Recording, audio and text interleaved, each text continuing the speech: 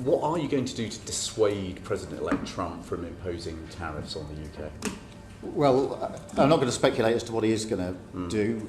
It won't come as any surprise to you that I'm not a fan of tariffs. Stupid Starmer is running around absolutely terrified of Trump's latest threats of tariffs. There's been a poll here in this country, and the British people absolutely love his policies. This time, they can't get enough of old Donald. There's been a change of heart. We want Donald as a leader, don't we? The British public is declaring its massive support for Trump, and the insecure Starmer is seething. Do you know what? I think this is one of the most dangerous times to have this particular mob in Downing Street ever. We have got a golden opportunity to get on with America at a time where, as you say, it is booming, and our previous trading partners in Europe are in comparative economic stagnation and decline. Labour's hidden agenda might end up shattering Britain's future, and the people are outraged. The EU is going to become an economic backwater. Yep. We're kind of, still quite tied to them, certainly if Starmer has his way. Do you think Keir Starmer and Rachel from Accounts will look at any point in the next couple of years at what Donald Trump does and what happens to the American economy and to American society and think, maybe we should do some of that? America is changing for the better under Trump, but Starmer and Rachel Reeves are too tone deaf. We have got a golden opportunity to get on with America at a time where, as you say, it is booming, and our previous trading partners in Europe are in comparative economic stagnation and decline. And yet, what have we done? We have sent to America Peter Mandelson, a man who has repeatedly denounced Donald Trump in the most strident terms, in the rudest possible terms. Britain's crumbling economy could be saved by America, but Starmer would rather be a massive idiot. And we have sent him out there to make a trade deal, have a relationship. Yep. No, he is as unpalatable as possible. There is prospect that he could even be rejected by Donald Trump as our ambassador. And again, he has the right to do that. You have to accept the credentials. And by the way, if you think that Donald Trump is too scandalous to hold high political office, Peter Mandelson resigned twice. Starmer has appointed one of his cronies as an ambassador to Trump, and that's turning out to be a blunder. This man is well known as one of the sleaziest members of the British political establishment, and yet he keeps surviving, he keeps going out there. But if there was any job for which he was unsuited, this is it. Couldn't agree with you more. This country is being sabotaged by Labour's corrupt cronies, and Starmer is terrified of Trump's tariffs. What are you going to do to dissuade President-elect Trump from imposing tariffs on the UK? Well, I'm not going to speculate as to what he is going to do. It won't come as any surprise to you that I'm not a fan of tariffs, and therefore we have to make sure that we avoid tariffs. We've got very good trade with the US, as we've got very good trade with other countries around the world. Stuttering, Starmer fails to answer the question because he has no plan whatsoever and is too insecure to admit it. I had a meeting with President Trump in September in New York. I've had a number of Did you phone discuss calls this? Since, and including one yesterday. I won't go into the details of what we discussed, but am I alive to the danger of tariffs? Yes, of course. I'm against tariffs, but I'm not going to speculate as to what the incoming president might do. Trump is humiliating Starmer, and Labour is doing all they can to push their sinister agenda under our noses. I don't accept the argument that you've got to either be with the US or be with the EU. That isn't how it works at the moment with our current trade. We do want a closer relationship with the EU on security, on defence, on energy, and yes, on trade. And I've set out how we want to reset on a number of occasions.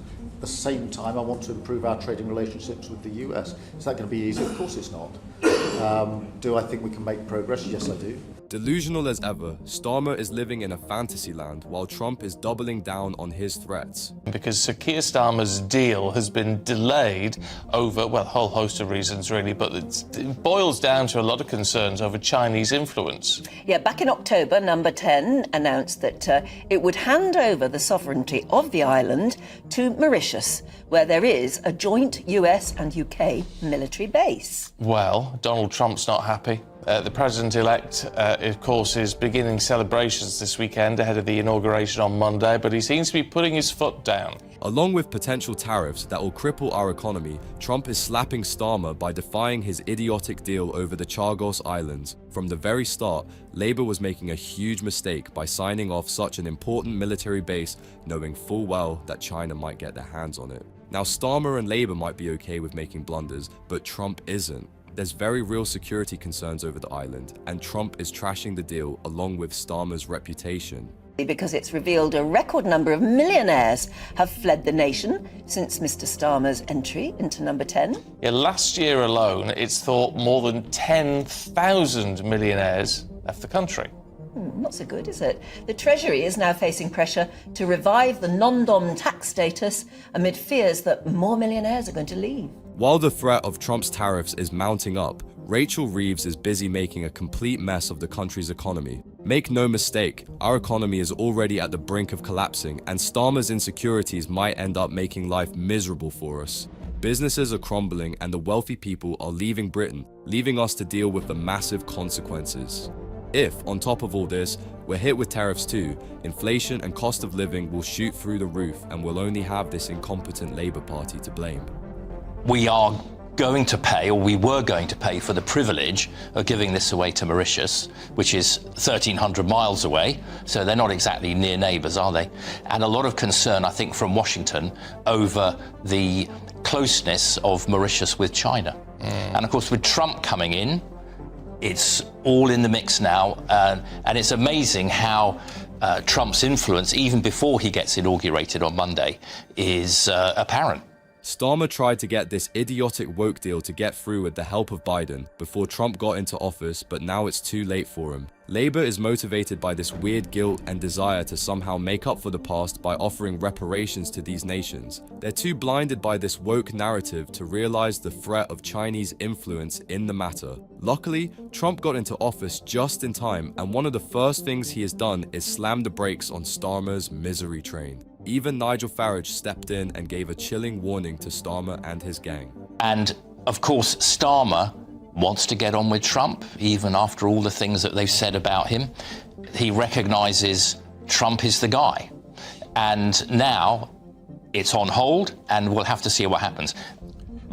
Sorry. I was going to say, why was there this determination to get rid of it anyway? I mean, try and sort of hold on to Diego Garcia under a 99-year lease, but it would open territorial waters back up to China, which would be of great concern. What's funny is that while Starmer tried to pull off all of this shady business behind Trump's back, he's now learning to behave. Starmer and his Labour gang stand for absolutely nothing and have no backbone whatsoever. They hate Trump, but are now sucking up to him and trying to get into his good graces. Meanwhile, the entire world is laughing at us for having such cowards for leaders. Starmer's being cornered and Labour's in total crisis mode because they know that the public won't forgive them if they ruin things with America.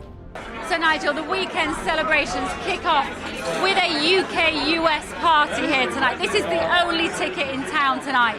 How can we keep this relationship between these countries so special when there is nobody here from the Labour Party? Well, you're right, and in fact many people here have said, Mandelson, are you serious? And that was said by an incoming cabinet member of the Trump regime. The other thing that's been discussed by everybody is, what the hell were you thinking about with the Chagos Islands, Diego Garcia? The honest truth is that our government is getting off to the worst possible start with the incoming Trump administration. Starmer's plans seem like a ridiculous joke and nobody's laughing anymore. Pretty much everything that they've done has been short-sighted and stupid to the point where it jeopardizes national interest. Nigel Farage, along with anyone who has an ounce of common sense, understands that this is a disastrous idea that will not only push America further away from us, but also potentially risk a security threat by Chinese influence in the region. Starmer has failed at diplomacy and he's failing the British people.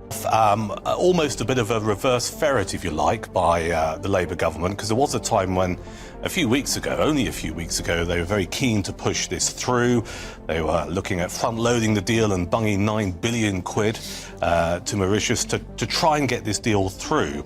And then somewhere along the line, I don't know why, Donald Trump appears and says, hang on a second, I'm not entirely sure about this. At the very least, Starmer knows that he messed up, and now he's trying to weasel his way out of the consequences. The pressure on Labour is mounting, and they're bending the knee to Trump because they know just how essential our relationship with America is. If anything, we need them more than they need us at the moment. Starmer's backtracking and making U-turns on this deal, and that seems to be just the beginning. Even Rachel Reeves made statements that you'd never believe, and at this rate, Labour just might learn a thing or two from Trump. You've got to remember as well that Starmer is desperate to be in Trump's good books, so I guess it would be a bad way to start by forcing through this deal, rushing it through before he becomes president, because you know that he doesn't like it. So, but it is quite embarrassing, I think, that you're basically, as I say, giving a foreign leader a veto over something that the government has been shouting from the rooftops. The whole saga backfired horribly for Starmer and the Labour Party. They tried to be dishonest with the British public and with Donald Trump, and now they've been caught red-handed. It is an absolute disgrace that our Prime Minister is making himself look like an utter fool in front of the entire world. This was the worst possible start for our relations with our closest ally, and the worst part is that Starmer and his cronies haven't even apologised for their disgusting remarks about Trump yet. To see or hear the Trump-Starmer conversation. Many people saying to me that, everything's fine, the relationship's absolutely no problem at all. The fact that, Starmer wasn't invited to the inauguration doesn't matter. But it kind of does, because he's already behind several world leaders who will have had conversations with Trump. So, there used to be the race to be the first person to talk to the new president. He's already lost that. And who knows how long it's going to be before Trump deigns to have a conversation with him. Labour is trying their best to do damage control, and you know exactly what that means. They're trying to gaslight the public into believing that Starmer's idiotic actions aren't as bad as they seem. In reality, Trump didn't even invite Starmer to his inauguration and instead invited Nigel Farage and Boris Johnson. On top of that, Trump hasn't even bothered talking to Starmer on phone to discuss the future because, let's face it, the entire world treats Starmer like a clown and Trump has no respect for him whatsoever. I do think that while we've got important strategic interests, it's clear that already I don't think Donald Trump and Keir Starmer are going to be particularly getting on very personally. No, exactly right. And we see from the Times this morning that, Trump's focus is very much not on the UK necessarily, specifically, but it's very much on foreign companies and foreign countries coming to America and trying to do business there, because it looks as though he's going to bring in all sorts of steep tax rises on foreign nationals working in the US, as well as also companies wishing to set up there. So as much as it might well be, a free and open trade zone, it won't be for everyone. Given how big of a failure Starmer is, Donald Trump seems to have completely given up on trying to work with him. Of course, Starmer now realizes just how little importance he holds, so he's trying to make amends with Trump, but is it too late for that? On the other hand, Trump is focused on making America great again. For once, the world is seeing a leader put his own people first, and even the British public loves Trump now. If anything, we could use a leader with that sort of conviction. One of the few main political principles of Donald Trump's philosophy has been tariffs. It's been something he's talked about for 35 years, something he had on in the 80s. He has a very zero-sum game of the world. And so, as you say, putting more taxes on foreign staff, putting more taxes effectively on foreign goods, that is going to be a real challenge to the post-1945 world order, which America has done very well out of. Trump is a very strategic and smart man. He knows just how important America is in the global economy, and so he's using the threat of tariffs to get his way. It's a clear message to the entire world that unless they ditch the whole woke psycho agenda, they won't be welcome in Trump's America. In fact, he has already taken a huge number of decisions that you would love to see being implemented in Britain as well. Well, let's wait and see. Meanwhile, Rachel Reeves is in Davos, been there since, I think, Sunday night, Monday morning. She's speaking today, I think, alongside Jonathan Ashworth at this, bun fest, I suppose you might call it, where very, very wealthy people get together to do a bit of snowboarding, drinking, and occasional conversation about how the world should be run. While our economy is facing a massive threat from Starmer, guess what this shambolic government is busy with? They're stumbling around in useless, self-righteous conferences to further further push their sinister globalist agenda. There's nothing useful that will come out of this because they're beating around the bush without taking any actual actions that are needed to fix the mess they've created. Have accelerated an existing process. They came into office, they were pretty downbeat about the economy, they were obviously put up national insurance, and these things have consequences. And I think the danger is there's a perception in Westminster and some elements of the city, I think, that they just simply see the private sector as a kind of cash cow to milk it. And actually that's not the case, and growth is a very difficult thing to, lots of different things to make it right. Everything that we're seeing right now is a direct consequence of the actions that Starmer and Rachel Reeves have taken. The plummeting economy, the rapidly rising inflation, and the stagnated growth rate are all due to this shambolic government. It's already miserable to live and afford things in this country, and now try to imagine how much worse things will get if Trump ends up imposing tariffs on us thanks to Starmer's malicious behavior. I mean, I said this yesterday, when you see David Beckham turning up at Davos, you kind of go, well, maybe it's not all that it was formerly cracked up to be when it used to be the place where world leaders went. I mean, Donald Trump's not there, Starmer's not there. I don't know how many, the Russians stopped going a few years ago because of the Ukraine war. The Arab world kind of still occasionally goes there because they quite like a bit of, Switzerland in the wintertime and a bit of snow. But it's really not as influential as it used to be, is it? What does this tell you about the importance of these things when none of the major world leaders are showing up? Even Starmer didn't bother to attend this summit, and yet Rachel Reeves deems it important for some reason. She's been there, begging investors to consider expanding in Britain while the nation burns in the background. On the other hand, Trump is completely turning things around in America, and Brits are envious of it for good reason. But the people of this country, there's been a poll. Yep. And after his whirlwind of activity in Washington, all those executive orders, I'll deport every migrant, I'll close the borders, no more 107 genders, just 2, net zero is over, all of that, law and order is back, and so on and so forth. There's been a poll here in this country, and the British people absolutely love his policies. This time, they can't get enough of old Donald. There's been a change of heart. We want Donald as a leader, don't we? A bunch of bombshells have dropped in recent news, and the biggest one is the fact that Brits absolutely love and support what Trump is doing. In fact, people are demanding that Starmer should do the same things, as we desperately need these actions. Pretty much every single problem that we've faced so far is something Trump has taken action on in just a few days into power. If anything, Starmer has been exposed as a completely useless fraud. First of all, I think the way that Donald Trump has conducted himself over the last few months in the run-up to the election and since is he's definitely more mature. I think he's just a more mature politician, more sensible. More experienced. More experienced. Palpably, you can feel he's a much better politician. Yeah, more confident, and he knows the ropes. But I think the other massive change, of course, is here. And that change is that, 8 years ago, 9 years ago, we weren't in such a bad place, if you remember. The biggest difference between Trump and Starmer is their maturity levels. While Sir Keir behaves like a toddler, throwing tantrums and whining about everything, Trump takes responsibility and gives the people what they want. So far, Trump hasn't broken a single promise, and Starmer's entire legacy as Prime Minister has been one of lies and dishonesty. Given the absolute mess that Britain is right now, people are comparing things to America, and everyone's realizing just how different things could be.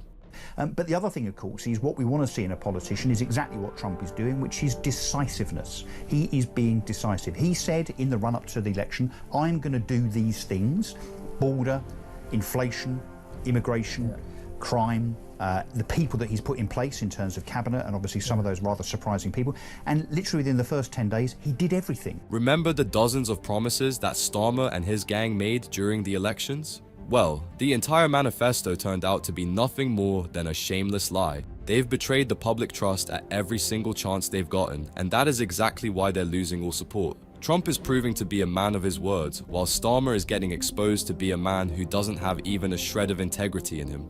About our migrant crisis, when she said, well, why don't we just do what Trump's done and start deporting people and turn the boats around? Why don't we just start doing that?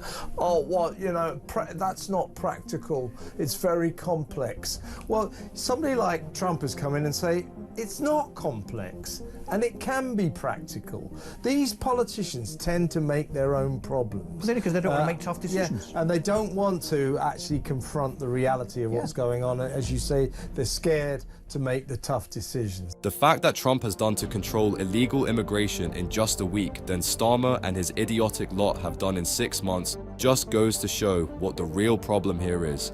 If they wanted to fix things, they would have taken the necessary actions to do so. Instead, everything Starmer has done so far has made things significantly worse in terms of immigration. The level of illegal immigration has shot through the roof, and it's getting worse by the day. Nobody's buying Labour's dishonest excuses anymore, and they're rapidly losing support.